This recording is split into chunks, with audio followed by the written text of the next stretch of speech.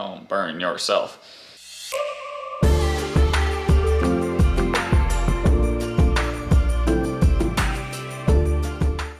Hey, what's up guys, Zach here. Doing a video on replacing a thermostat today. I'm doing this on my 99 Acura Integra GSR, but any vehicle is going to be pretty similar. So as far as replacing your thermostat goes, I'm doing mine because it failed and the car stays too cold now. Most of the time thermostats will fail open. It is possible for them to fail closed and your car will overheat. If you think it is a thermostat and your car is overheating, you can, this isn't 100% accurate, but you can grab the radiator hose that goes to your thermostat, feel it, and if that radiator hose isn't hot and your engine's overheating, that means your thermostat's closed. That's a quick little check you can do. If your car's running too cold like mine is, I'm currently trying to get mine to pass SMOG and I have one monitor left to set and it's a monitor for the catalytic converter. That monitor is not even gonna try and run its test until the vehicle's in closed loop, and it's not gonna go in closed loop until it warms up, right? So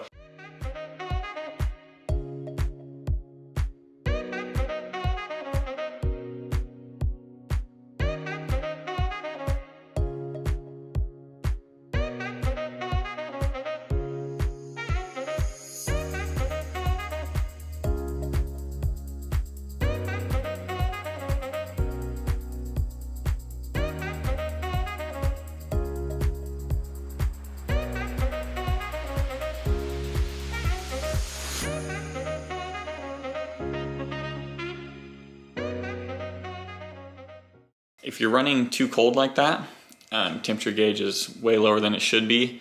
I didn't realize mine was running too cold until I finally drove it on the freeway yesterday. I drove it around the neighborhood and it was a little bit low, but it's a Honda, so I was like, maybe that's normal. Then I got on the freeway and it went almost all the way down. I'm like, okay, this thermostat's either gone or it's failed open, right? So I plugged in my scan tool and made sure the temperature gauge was reading correctly, and it was. It went up and down with temperature going up and down. So the gauge worked correctly. So I pulled it out yesterday and it is totally stuck open. You can see through it, it's completely open. That's not how it's supposed to be. It should be just closed normally. That's what it looks like. You see the light through there? Yeah, you're not supposed to be able to see light through there. It's kind of messed up. It's a little crooked if you look from there.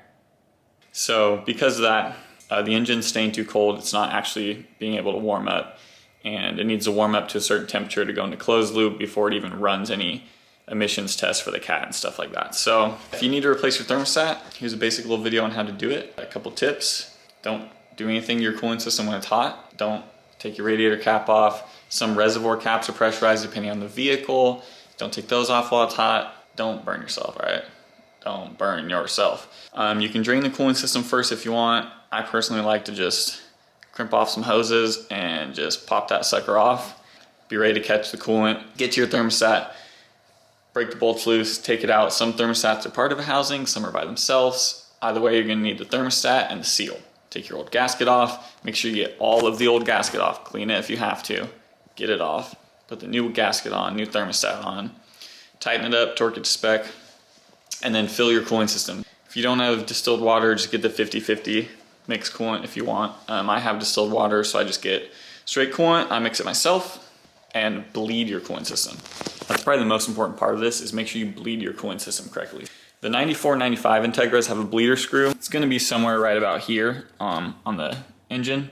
Mine's 99 doesn't have a bleeder screw. Just look up your car, Google how to bleed your cooling system, how to burp it, whatever. Filter through the results till you get something legit. I know like Mini Coopers have a little bleeder screw on the upper radiator hose right in front. Super easy. The older ones, at least like 2004, that generation. As I said, 94-95 Integras have a bleeder screw. Super easy. With anything with a bleeder screw, do your job. You fill your cooling system up, turn the vehicle on, let it get hot, and as it warms up, you want to crack that bleeder screw loose. And if there's any air coming out, then keep it loose. Some coolant will come out, so you need to catch that, but once it's all coolant and no air coming out, then you close it and you're good. And then regardless whether or not you have a bleeder screw, warm it up, drive it, make sure it doesn't overheat, let it cool completely down, and the next morning or something, check your overflow and see where it's at. Since I don't have a bleeder screw, I'm gonna fill my stuff up. I'm gonna overfill the reservoir just a little bit, and then I'm gonna run it here in the driveway. Let it warm up, squeeze the radiator hoses a little bit, burp it, myself a little bit with the radiator cap off, until it seems like it's burped all the way, and then I'll close it up and I'll go drive it. That's how you do it. So those are the tips. Don't work on it when it's hot. Make sure you got coolant, thermostat gasket.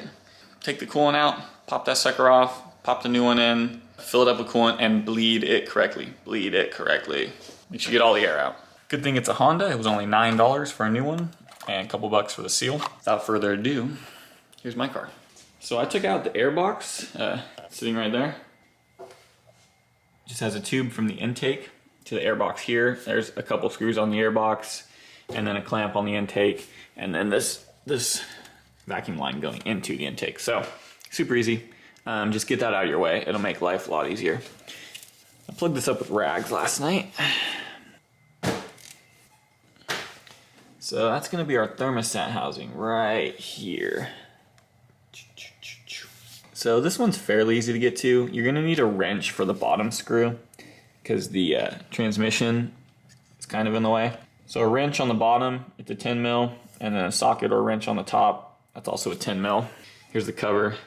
So this one where my pinky is, you're gonna need a wrench for that. And then this one, wrench or socket will work. Just two 10 mils, and then connector for that guy, and a 10 mil for this ground strap on top. And she's off. She's dirty. So we'll clean that up a little bit. I gotta make sure I got all the gasket off of there. And then we'll throw the new thermostat in. Here's a comparison on the thermostats. We got a new one over here on the left, old one on the right. And let's see, you can see through that one. You can see the bench through there. You can't see anything through here. That's how it's supposed to be. So that one failed. It's old, it's worn out. That's normal. It failed open like it's supposed to. This one is going back in as correct. Usually a parts store will know what to get you, but make sure they get you the right one. Make sure they look similar. These ones look the same. You can double check part numbers if you need to online. I just checked the temperature of mine in my manual before I went down there because you want to open at the correct temperature. So, I mean, as long as it's the right part number, it will. Just visually check it before you put it in. Make sure they look the same. So I sprayed the housing a little bit. Actually, I covered it. It's all right. I'm gonna clean this off. It was pretty dirty, so. I really like this Loctite spray.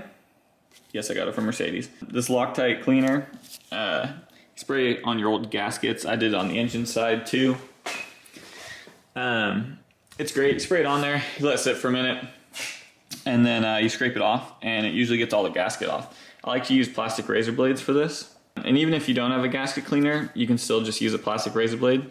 Gasket cleaner just makes it a little bit easier, but the cleaner, let it sit on there, plastic razor blade it off, and then you'll be good to go with your sealing surface. Alright, so I got the housing cleaned up good enough. There's still some stuff on there, but it'll be good enough to seal. Got some of this little corrosion off, but not all of it. You can always get a new housing if you really care about that, but it'll be fine. It'll seal up.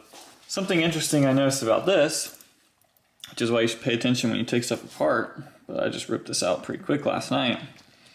And I do remember when I ripped this out that there was some rubber in front of it, and I had to like pop it out of the rubber and pull it out, and then I pulled the old seal out. So I was going to go back in, and I was trying to figure out if the seal goes in first or thermostat. I'm like, all right, thermostat first, sits in there nice, a little bit loose. And then the seal, this is the back of the seal, and these little tabs bump into the thermostat. And there's holes for these little tabs in the housing on the block. So I'm like, all right, then that goes in first, but you can't have the seal in first and then this. So then that's metal to metal here up against the housing, the thermostat. So long story short, pay attention when you take stuff apart. This gasket has a slit in the middle and the thermostat goes in the middle of it, which is kind of funny. I've never seen that before. Thermostat goes in between that and then it pops into the block. Focus up, camera. These two tabs go into the block, there's holes for them, and that little half a circle cutout goes around the weep hole, which is crazy. I've never seen that before. I guess that makes sense, but it looks really funny. Pull this one out and show you. So it looks like that. We'll find out if I'm wrong once I start this up, but this should be right. Two tabs into the engine block, semicircle around the weep hole. One more thing to remember, the manual says to disconnect the battery before you replace the thermostat. which would mean just disconnecting the negative, moving it out of the way. A lot of things will tell you disconnect the battery first, but this one actually isn't a bad idea because I forgot the starter is right here. So that's literally a positive battery cable right there. So if you touch that to anything else, you're gonna be f***ed. But I just cover it with a rag because I'm too lazy to take that off. So yeah, disconnect the battery if you want. It's up to you. Anything you mess up is your fault anyways, so I just cover it with a rag. So bump it with a, you don't want to bump it with a wrench or something. I got the new thermostat on there, new housing on there. Just snug these up. You see the two pieces of metal are touching with no gap now. So this is the housing I took off, and that's the block, this little gap right in front of my finger, right there. I know it's a little dark, but that gap, you want no gap there. It started to get snug, and once they make contact, it pretty much gets really hard to turn. So get to that point where they make contact, it's really hard to turn, and just do it a little bit more, like a quarter of a turn. You just gotta know how to feel for it, or torque it to spec if you want, but have fun getting anything on that lower bolt. So yeah, just go till it makes contact, evenly do both sides. Don't do one side tight with the other side completely loose. Go back and forth, get them both snugged up, and then makes contact, gets real tight, and then just a little bit more, and you'll be fine. Get them a nice 50-50 mix going. Got the radiator hose back on, clamps on. Make sure any kind of clamp like these you get in the same spot that they came off. You gotta look at the hose, look at the mark from the clamp, put it back in the same spot, otherwise you can have leaks. So I got that going, overflow's still fine. I'm just filling up the radiator, and we're gonna fill this radiator all the way up to the top. I'm gonna give these hoses a few squeezes, especially this bottom one that I emptied out. And you should see bubbles come up, and then keep topping off, squeezing until you're all the way at the top. Radiator cap should be the highest point in the cooling system for me on this car. If you have a bleeder screw somewhere, your bleeder screw will be the highest point, because that's how you need to get the air out, right? You gotta be at the highest point in the cooling system. Again, we're gonna fill this up, squeeze out as much air as I can by hand, top it off, and then when you start it to bleed your car, make sure your heater's on full blast. If you got a bleeder screw, do that. If not, we're gonna watch this bad boy for a little while.